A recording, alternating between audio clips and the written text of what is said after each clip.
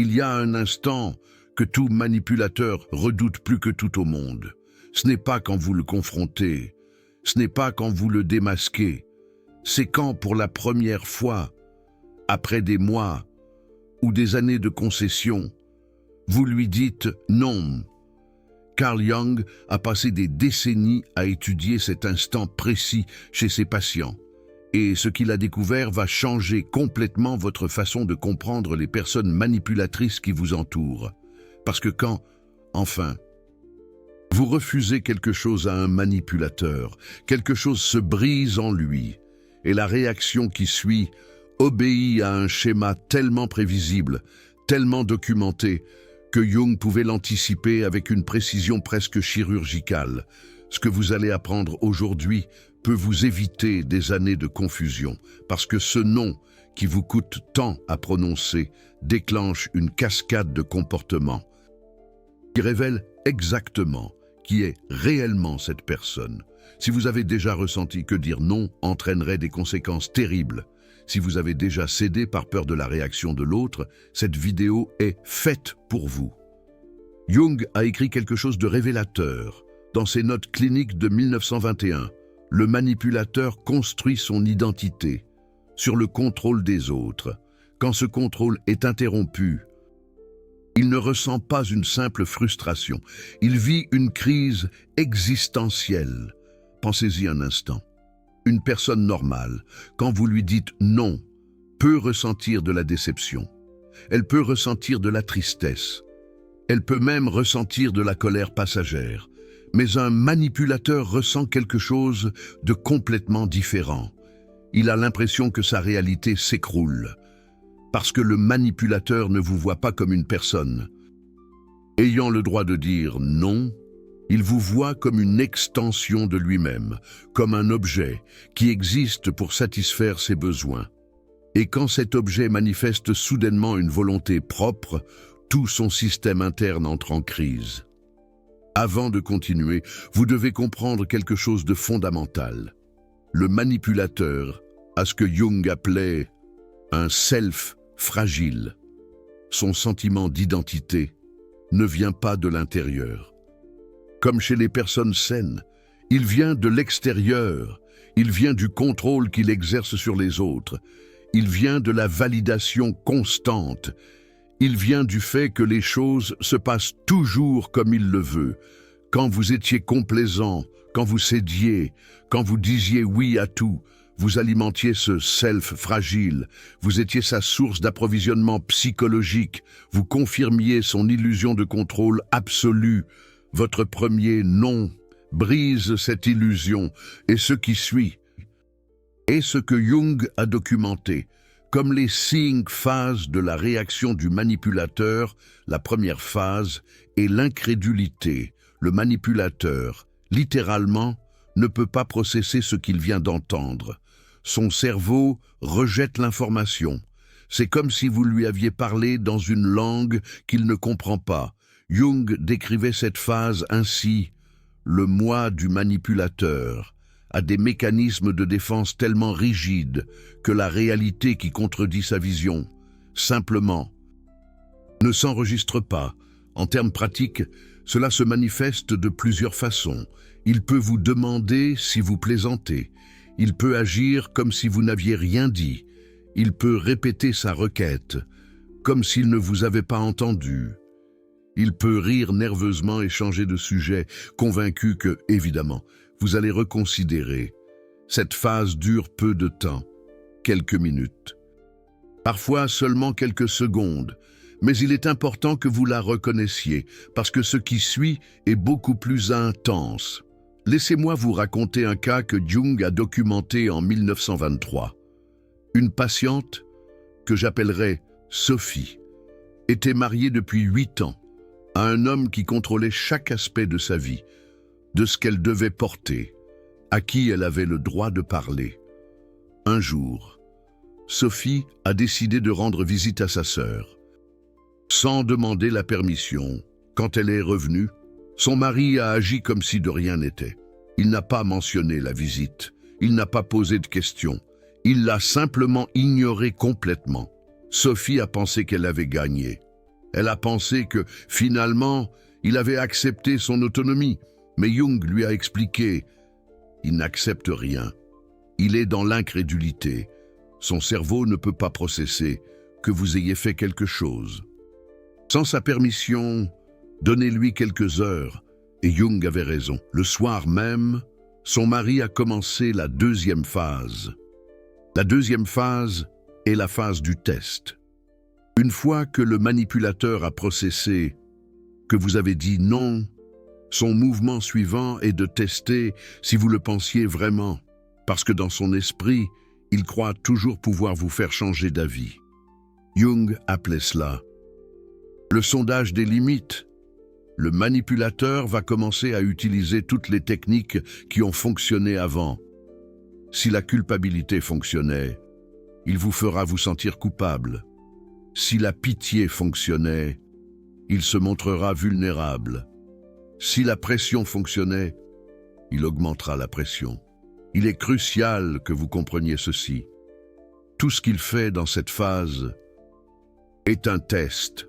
Il n'est pas vraiment triste. Il n'est pas vraiment blessé. Il teste quel bouton fonctionne encore. Jung a observé ce schéma dans des centaines de cas cliniques. Le manipulateur a un répertoire de techniques prouvées, a-t-il écrit. Quand l'une échoue, il passe rapidement à la suivante, comme quelqu'un essayant des clés dans une serrure. Si vous avez déjà dit non à quelqu'un et que soudainement, il est devenu extrêmement gentil, extrêmement triste ou extrêmement malade, vous expérimentiez cette phase. La durée de cette phase dépend de combien de temps. Vous maintenez votre non. Certains manipulateurs abandonnent vite quand ils voient que cela ne fonctionne pas. D'autres peuvent persister pendant des heures, des jours ou même des semaines. Mais si votre non reste ferme, le manipulateur passe inévitablement à la troisième phase. Et c'est la plus dangereuse. Souvenez-vous de Sophie, la patiente de Jung. Quand son mari est entré dans la phase de test, il a d'abord tenté la culpabilité. Il lui a dit que sa sœur était une mauvaise influence, que sa famille avait toujours voulu les séparer. Quand cela n'a pas fonctionné, il a tenté la pitié. Soudain, il avait mal à la tête. Il avait besoin de son aide. Pour quelque chose d'urgent, Sophie, avec la guidance de Jung, n'a pas cédé. Et alors est venue la troisième phase, et la rage narcissique. Jung a dédié des chapitres entiers à ce phénomène. La rage narcissique, a-t-il écrit, n'est pas comme la colère normale. C'est une éruption volcanique du moi blessé, une réponse disproportionnée à ce que le narcissiste perçoit comme une menace existentielle. Votre simple non, quelque chose de complètement raisonnable et légitime, est perçu par le manipulateur comme une attaque dévastatrice, et il répond avec fureur. Cette fureur peut se manifester de nombreuses façons.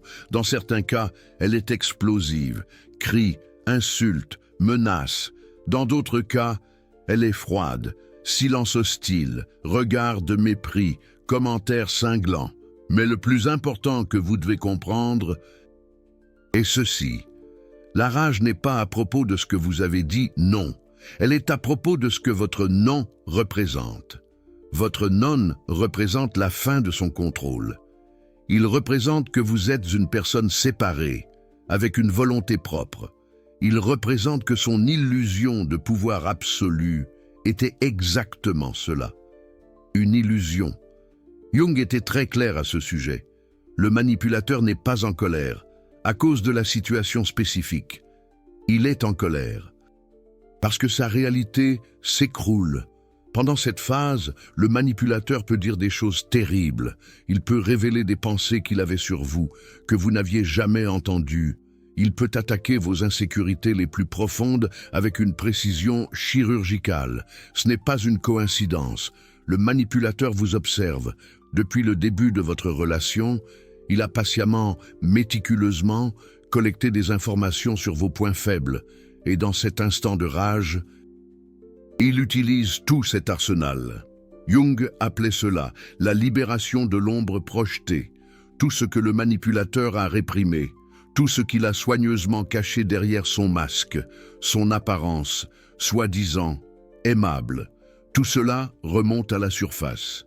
À cet instant précis, c'est dévastateur d'en être témoin, mais c'est aussi incroyablement révélateur.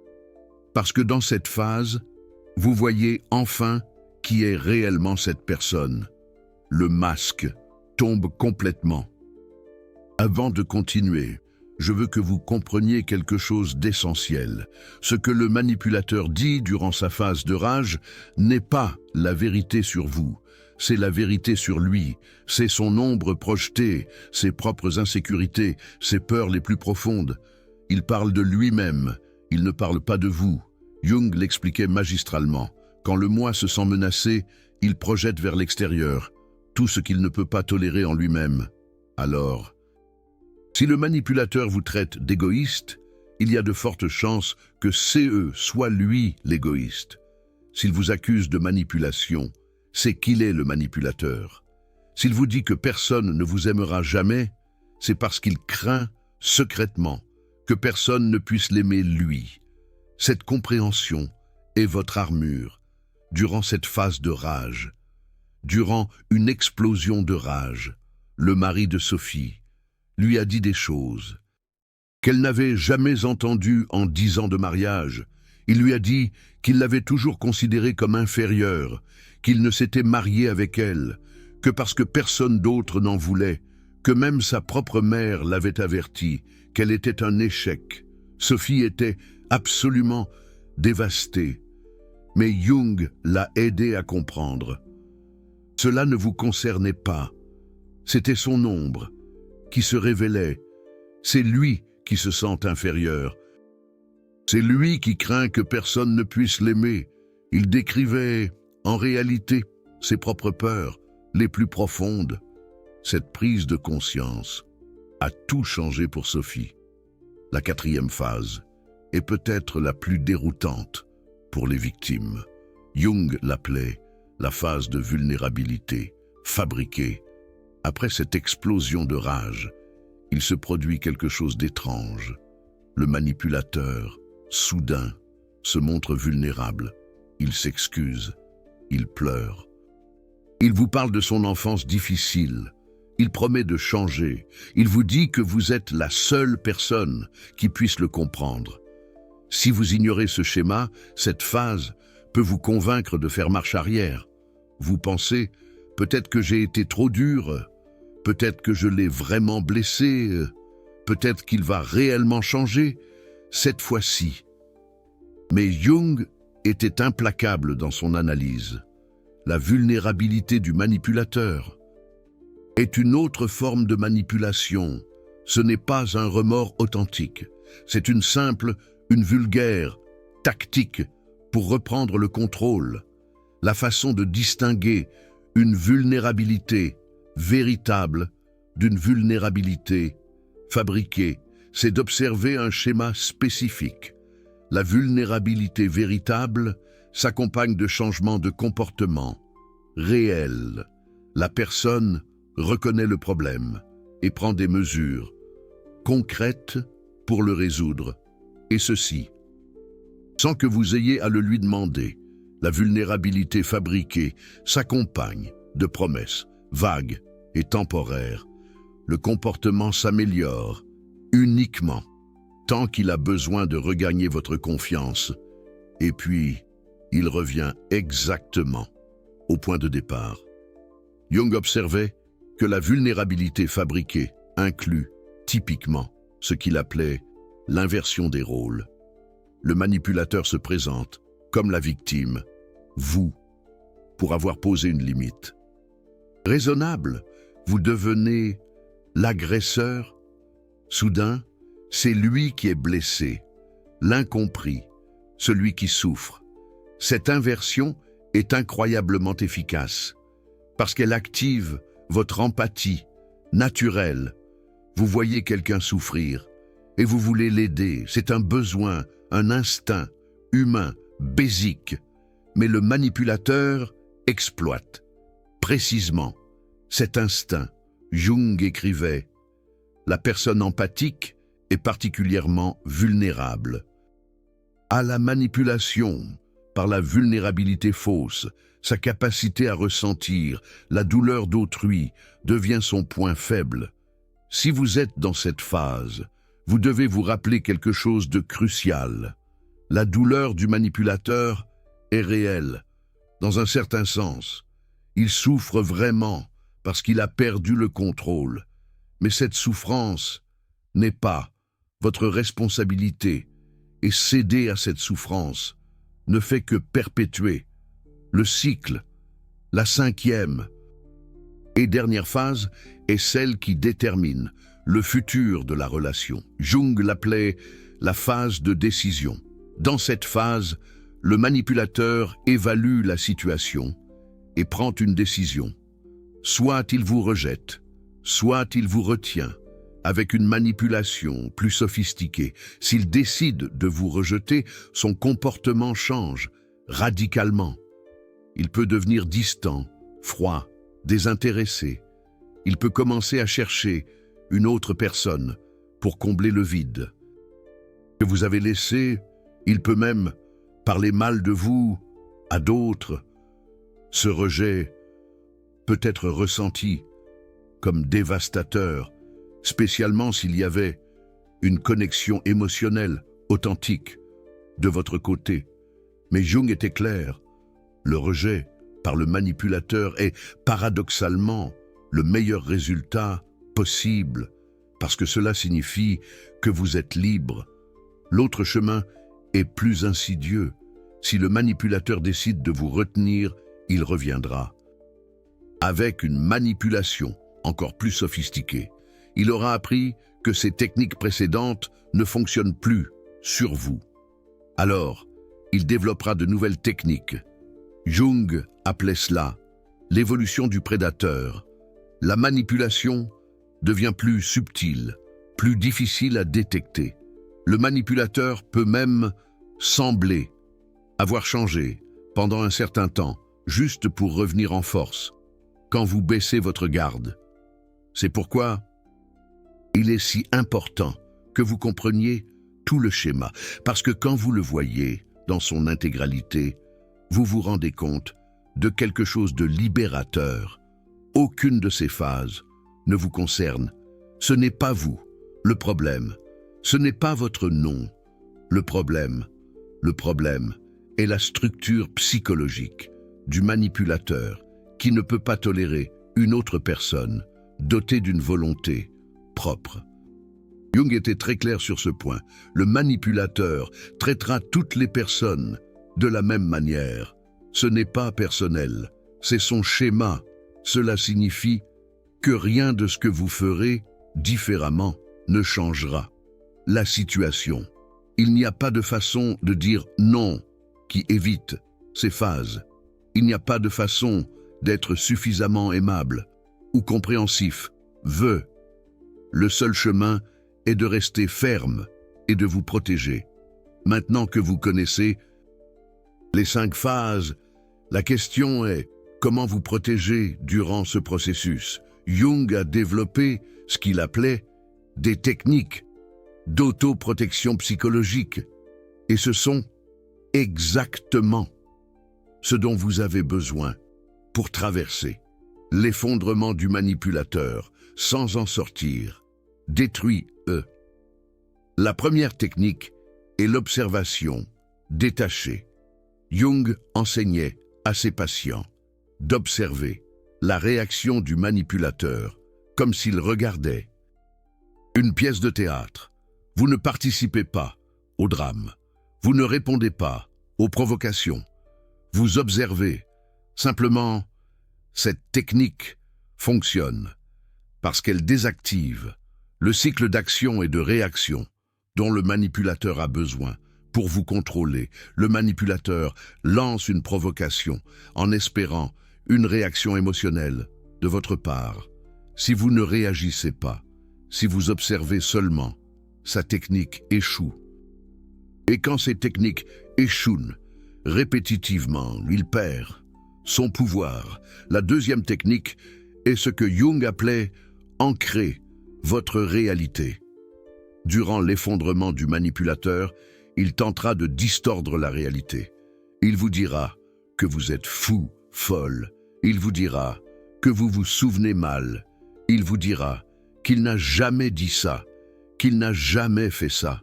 Vous avez besoin d'encres externes, de la réalité. Cela signifie avoir des personnes de confiance qui connaissent la situation et peuvent valider votre perception. Cela signifie conserver des preuves, quand c'est possible. Cela signifie écrire ce qui se passe, pour ne pas oublier après. Jung a écrit « La première victime de la manipulation est la perception de la réalité ». Protéger votre réalité, c'est protéger votre sérénité. La troisième technique est d'établir et de maintenir des limites claires. Jung était très clair sur ce point. Une limite qui n'est pas maintenue n'est pas une limite, c'est une suggestion que le manipulateur ignorera si vous dites non et ensuite vous cédez. Quand la pression augmente, le manipulateur apprend qu'il a juste besoin de pousser plus fort. Vous renforcez exactement le comportement que vous voulez arrêter. Maintenir la limite signifie tolérer l'inconfort temporaire de sa réaction. Cela signifie accepter qu'il y aura des conséquences négatives à court terme, mais ces conséquences sont infiniment moindres que les conséquences de continuer à céder. La quatrième technique est de vous préparer au deuil. Cela peut sembler étrange, mais Jung savait que dire non à un manipulateur signifie perdre quelque chose. Vous ne perdez pas la personne réelle, parce que cette personne, peut-être, n'a jamais existé. Vous perdez l'illusion de qui vous pensiez qu'elle était. Vous perdez l'espoir qu'elle change. Vous perdez la relation que vous imaginiez qu'elle pourrait être. Ce deuil est réel et il a besoin d'être processé. Jung a écrit « Lâcher l'illusion se fait aussi mal que lâcher une réalité, parfois plus, parce que l'illusion était parfaite et la réalité ne l'est jamais. » Vous permettre de faire ce deuil fait partie du processus de libération. Sophie, à la fin de sa thérapie avec Jung, a réussi à sortir de ce mariage. Ce n'était pas facile. Elle est passée par toutes les phases que nous avons décrites. Mais chaque fois que son mari tentait une technique de manipulation, elle la reconnaissait et cette reconnaissance lui enlevait du pouvoir. Des années plus tard, Jung a reçu une lettre de Sophie. Elle disait « Maintenant, je peux dire non sans trembler. Maintenant, je sais que mon non est mon droit. » Maintenant, je comprends que l'effondrement de son mari n'était pas à propos de moi, c'était à propos de lui. Voilà la transformation que la connaissance peut générer. Si vous êtes arrivé jusqu'ici, vous avez reçu des informations que la plupart des gens n'entendent jamais. Vous connaissez le schéma complet, vous connaissez les 5 phases, vous connaissez les techniques de protection que Jung a développées. Cette connaissance est du pouvoir. Mais elle n'a de valeur que si vous l'utilisez. Ce type de contenu nécessite des centaines d'heures de recherche dans les écrits originaux de Jung, d'analyse de cas cliniques et de traduction de concepts complexes en quelque chose d'applicable dans votre vie quotidienne. Si cette vidéo vous a ouvert les yeux, si elle vous a aidé à comprendre quelque chose que vous ne pouviez pas nommer avant, considérez soutenir ce travail avec Super Thanks. Ce n'est pas seulement un soutien économique, c'est dire, cette connaissance a de la valeur. Je veux que plus de gens la reçoivent. Je veux que vous continuiez à révéler ce que les autres occultent. Vous n'êtes plus une victime. Vous êtes quelqu'un qui se protège avec la connaissance. Et en soutenant ce contenu, vous aidez à ce que d'autres le soient aussi. Maintenant, passons à quelque chose de crucial. Je vais vous donner les signes spécifiques. Que vous êtes déjà dans l'une des 5 phases sans le savoir, parce que parfois, le processus a déjà commencé et vous ne le reconnaissez pas. Signe numéro 1, que vous êtes dans la phase d'incrédulité. La personne répète exactement la même demande. comme si vous n'aviez pas répondu. Elle vous regarde, comme si elle attendait que vous reconsidériez. Elle agit avec une normalité qui ignore complètement votre réponse. Signe numéro 2. Que vous êtes dans la phase de test. Soudain, elle vous rappelle des faveurs du passé. Soudain, elle a une urgence. Soudain, elle est malade. Soudain, elle a besoin exactement de ce à quoi vous avez dit non. Signe numéro 3. Que vous êtes dans la phase de rage. Le ton change abruptement. Apparaissent des commentaires sur des choses qu'elle n'avait jamais mentionnées avant. Elle vous accuse de choses que vous n'avez pas faites. Le volume ou l'intensité sont disproportionnés à la situation. Signe numéro 4, que vous êtes dans la phase de vulnérabilité fabriquée.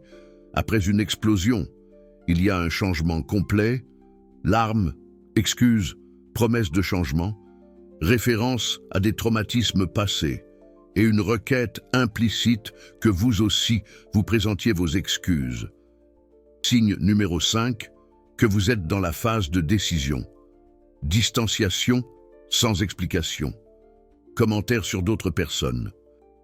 Homme qui pourrait être disponible. Menace voilée d'abandon ou au contraire, un comportement parfait qui semble trop beau pour être vrai. Si vous reconnaissez l'un de ces signes, dans votre vie actuelle, vous avez déjà des informations que vous n'aviez pas avant. Vous savez déjà ce qui se passe. Vous pouvez déjà nommer le processus. Jung disait, « Tant que tu ne rends pas conscient l'inconscient, il dirigera ta vie, et tu appelleras cela le destin. » Aujourd'hui, vous avez rendu conscient quelque chose qui dirigeait votre vie. Maintenant, je veux que vous fassiez quelque chose. Pensez à la dernière fois que vous avez dit non à quelqu'un et vous avez ressenti une réaction disproportionnée. Pensez à laquelle des 5 phases vous avez expérimenté. Pensez à comment vous avez réagi. Si vous avez cédé, ne vous jugez pas. Vous n'aviez pas cette information. Mais maintenant, vous l'avez. Le prochain non que vous direz sera différent, parce que vous saurez exactement à quoi vous attendre. Et quand le schéma commencera à se développer, vous le reconnaîtrez immédiatement. Cette reconnaissance est votre liberté. Jung l'a exprimé mieux que personne. La connaissance des schémas psychologiques n'élimine pas la douleur de les affronter, mais elle élimine la confusion. Et sans confusion, le pouvoir du manipulateur se dissipe. Il y a quelque chose de plus que vous devez savoir avant de terminer. Le processus que j'ai décrit ne s'applique pas seulement aux manipulateurs dans les relations romantiques. Il s'applique à des parents manipulateurs, à des chefs manipulateurs, à des amis manipulateurs, à des membres de la famille manipulateurs. Le schéma est le même. Les 5 phases sont les mêmes. Les techniques de protection sont les mêmes. Ce qui change, c'est le contexte et l'intensité. Un parent manipulateur. Peut-être dans ces phases. Pendant des décennies, un chef manipulateur peut passer par les 5 phases. En une seule réunion, une amie manipulatrice peut alterner entre les phases en fonction de la situation. Mais le schéma sous-jacent ne change pas. Jung était très clair, la structure psychologique du manipulateur est la même, peu importe le rôle qu'il occupe dans votre vie. Seul le masque change. Cela signifie que, une fois que vous apprenez à reconnaître le schéma, vous êtes protégé dans tous les domaines de votre vie. Vous n'avez pas besoin d'apprendre un système différent pour chaque type de relation. La même connaissance vous sert partout.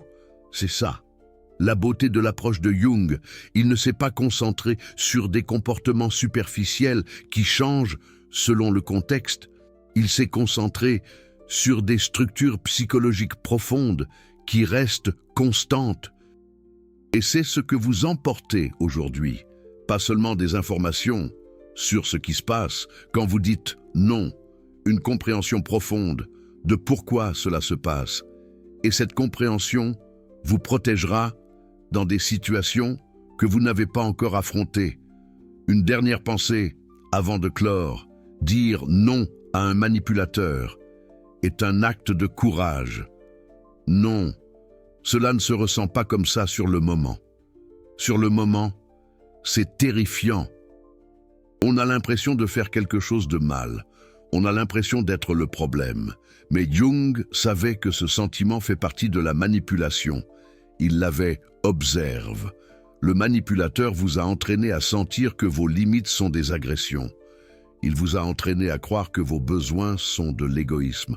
Il vous a entraîné à penser que votre non est une trahison, une honte. Rien de tout cela n'est vrai, absolument rien. Votre non est votre droit fondamental en tant qu'être humain. Votre non est l'expression de votre volonté séparée. Votre non est la démonstration que vous êtes une personne complète et non une extension d'une autre personne. Chaque fois que vous dites non et que vous le maintenez, vous vous récupérez un peu plus vous-même. Vous revendiquez votre authenticité. Jung a écrit dans ces dernières années, « Le travail le plus important de la vie est l'individuation.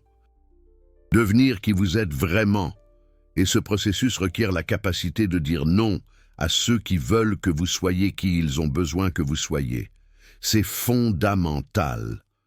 Votre premier non est le commencement de votre individuation, le début de votre libération. L'effondrement du manipulateur est inconfortable à présent-serre. C'est indéniable. Mais c'est le prix de votre liberté, de votre sérénité future. Et croyez-moi, cela vaut chaque moment d'inconfort, chaque seconde de tension.